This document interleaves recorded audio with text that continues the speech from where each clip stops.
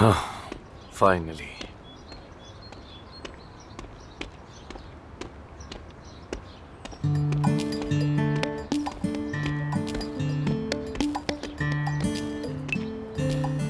Good morning. थोड़ी और देर करती तो जहाज निकल जाता हमारा। वैसे गुड मॉर्निंग कहा था।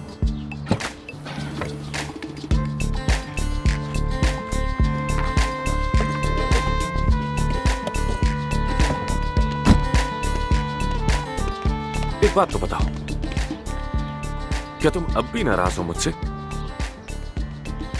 देखो मैंने सब कुछ बता दिया, सॉरी भी किया तुमसे। तुम्हारी अम्मी परेशान है, पूरे रास्ते ऐसे खामोश रहेंगे? अफसून कुछ तो कहो।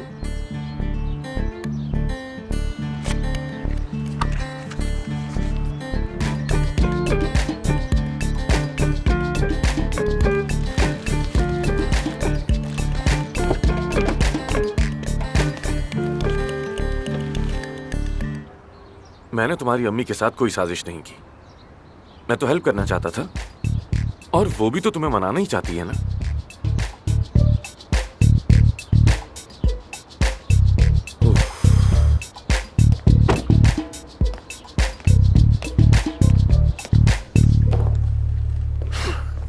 ओके, यहाँ रखेंगे।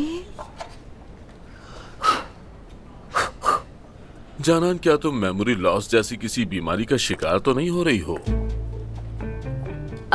मैं समझी नहीं डॉक्टर। इधर आओ, यहाँ बैठो, समझाता हूँ। ये यहाँ ठीक लग रहा है ना? हाँ ठीक है, बहुत मुनासिब जगह है। देखो, मेमोरी लॉस से मुराद है तुम्हारे पास जैसे अब कोई बॉस नहीं है, आमिर के अहकामात तुम्हें नहीं मिल रहे, इसीलिए तुम्हें उसकी कमी महसूस हो रही है। ऐसा ही है ना? उलझन का शिकार हो और तुम्हारे हाथ पांव कांप रहे हैं। कुछ तो हुआ है ऐसा लग रहा है। अगर तुम्हारी यही कैफियत है तो मतलब मेमोरी लॉस लाजमी है। अच्छा रुके एक मिनट जरा।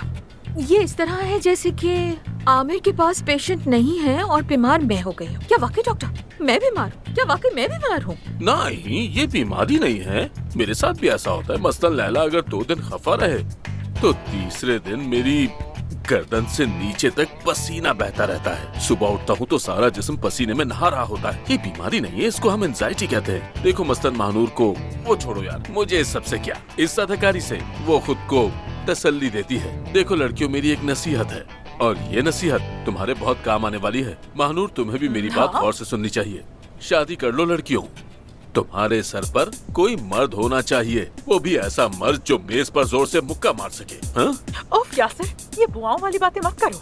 शादी क्यों करूं? शादी करने वालों को तो देख रहे हैं, वो तो जैसे हर तरफ से मसाइल में गिरे हुए हैं। तो नहीं, शादी वादी बिल्कुल नहीं। ओह मानूर बेटा, देख रही हूँ तुम तो डॉक्टर बनकर मशवरे देने लगी हो, है ना? नहीं परवीन साहिबा, मैं तो बस अपने दोस्तों को कुछ तजर्बे सुना रही थी। शादी मत करो दोस्तों, मत करो शादी। बल्कि अगर पाल ना सको तो बच्चे भी पैदा मत करो। इंसान को कुछ बातें खुद तजुर्बा किए बगैर हरगिज नहीं कहनी चाहिए। अच्छा खैर, मैं यहाँ आपको एक खबर देने आई हूँ। सुन के आप सबको बहुत खुशी होगी। अली ने अपनी मर्जी से हमारे हॉस्पिटल से रिजाइन कर दिया है। क्या? ये तो ठीक नहीं हुआ, लेकिन अगर अपनी मर्जी से गया है तो अच्छा है।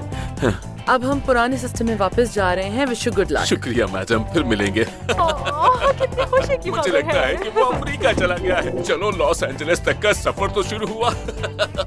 जान छुट्टी। यही है, मेरी जिंदगी बर्बाद करने वालों में से एक यही है। क्या मतलब? ये क्या है? तुम बस यही कह रही थी कि बोतल के शीशे वाला चश्मा पहना हुआ है और घुंघराले बालों वाला भी कहा। क्या तुम लोग मुझे मेरे पीछे घुंघरियाले बालों वाला कहते हो? मेरी भवें देखो भवें, एक शुमाल में है तो एक जुनूब में है। मैं दुनिया को कितनी हैरानी से देख रही हूँ। मैं तो जलील हो गई हूँ, जलील। तुम सबको भी जलील करवाऊंगी। देखें मोहतरमा, पहले आप जरा रिलैक्स हो जाएं। ये डॉक्टर का मसला नहीं है।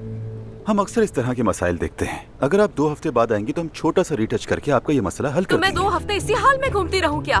मैं अपने चेहरे से पैसे कमाती हूँ। अरे बहन, हम किन चीजों पर हैरान नहीं होते। ये जिंदगी तो हैरतों का एक तसलसल है, इसीलिए ये हैरानी भरा तासुर आपके चेहरे पर खूब जा रहा है। वैसे भी ऑपरेशन के दौरान आप रुकी ही नहीं। हम आपको कहते रहे कि हिले मत, मूव मत करें, लेकिन आप हिलती जुलती रही। उसका नतीजा ये हुआ कि आपकी एक आईब्रो एक शहर जा रही है और दूसरी आईब्रो दूसरे शहर। तुम लोग मेरा मजाक उड़ा रहे हो, मैं समझ गई।